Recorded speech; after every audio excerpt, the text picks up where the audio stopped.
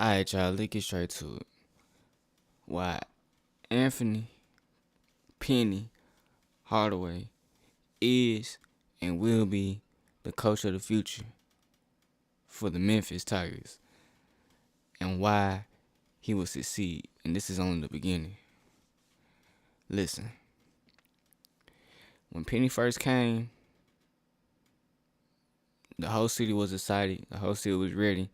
Whole city was, getting out of the Tubby Smith era, which was a, pretty down era for Memphis as a whole. Getting no tournament play. I think several NITs, no NIT wins. It was just bad. You feel me? And then Penny comes, and his first season he has a winning record. I don't got the records pulled up, but he won over 20 games.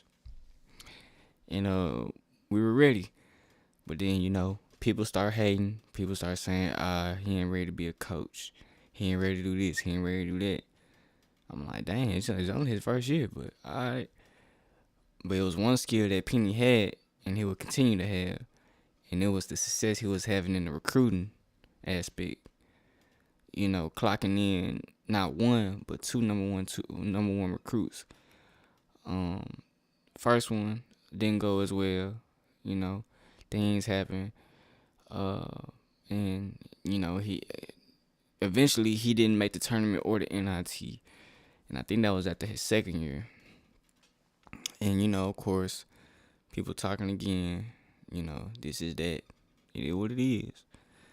But then he brings in James Wiseman, all them boys, Keonis, and that team, Tyler Harris, Lomax, them boys, and they do alright. Boogie, they do good. They go to NIT, they win it, But it's still people talking. Like Jeff Goodman with the field of 68. He said just like 2 weeks ago. He said he feel like Penny ain't the right coach for Memphis. And I'm like, what? You know what I'm saying? Like he didn't already beat like 4 SEC teams. He got a straight senior lineup. Kendrick Davis going crazy. And then he got the nerve to say that. But it's crazy because Sunday happened and he nowhere to be found. Probably eating his words or something like that. But, eventually Penny wins the conference tournament and he gets that under his belt. Because Jay Goodman was talking about he only made the tournament one time out of 4 years. That's 25% of the time. Bro, look at John Calipari. Look at all these other coaches. John Calipari ain't win ain't go to his first tournament till like his 5th, 6th year. After he won the NIT. Go figure, right? So Penny win the NIT, and then he goes the year after, last year, when we got bounced out by Gonzaga. And then he going again this year. So let's pause for a little second now. Let's go back to his accolades. So it's been 5 years? 5 years, right? Penny got 2 tournament appearances, including this year. He got a conference championship and he got an NIT championship in 5 years. And on top of that, he got 2, not including the 2 number 1 recruiting classes and all the guys he got in the league.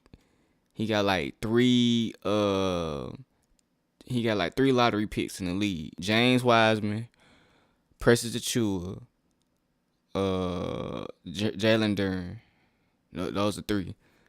Then Keonis going off in the G League. And then Minot got drafted in the second round. And he did that in 5 years. I don't think no other coach has done that in the country. You feel me? In their first 5 years. A lot of people like to talk about Houston. Yeah, Houston is a prestigious college, but Memphis history is, I feel like, more deeper rooted. You know what I'm saying? We actually been to the finals multiple times. We actually got, I feel like we got more NBA players, recent NBA players and old NBA players. They got Hakeem Olajuwon and Clyde Drexler, but I just feel like we got more like players. D Rose, Will Barton, Tyreek Evans when he was in the league, CDR. You know what I'm saying? Like guys like that, and the recent guys in the league now. They ain't producing NBA talent like that. Like they got NBA players. You know what I mean? They ain't NBA lottery talent. I think this year is like the first year they got, you know, a lottery pick. In the freshman, they got Jarris Walker, I think, or one of them. One of them guys, he projected going to the lottery, or the freshman. But I say that to say, this is only the beginning for Penny. And with Houston, UCF, and Cincinnati leaving the AAC, the American Conference, I think Penny finna get his way. You know what I'm saying? I'm not gonna say it's gonna be a cakewalk. It's gonna be easy, cause of course we got FAU coming in, which is a team we playing in the first round. They coming into the conference next year, and then we got UAB, North Texas, UT San Antonio, Charlotte, and Rice. So you know we got some competition coming in on the basketball side. Like UAB is a rival. FAU could be a potential rival because you know this is gonna be like the introduction on Friday to the match. So whoever loses is gonna have that blood, like that bad blood. Like bro, we gotta get them back. We gotta get that get back. You know what I'm saying? So you know it's gonna be interesting. I'm gonna just say that. I don't think it's gonna be too hard, but it's gonna be interesting because bringing in those teams and then adding Wichita State, SMU, Tulane, who on the rise, you know, it could get interesting. You feel me? So I'm excited to see where it's gonna go. But I think with Mikey Williams, because Penny got a top 5 recruiting class coming now. With Mikey Williams and them boys. And I'm eager to see how they gonna do. Last time he brought a young group in, you know, they made the tournament. Like Boogie and them, they made not Boogie, but the year after that, James Wiseman year, but he ain't play.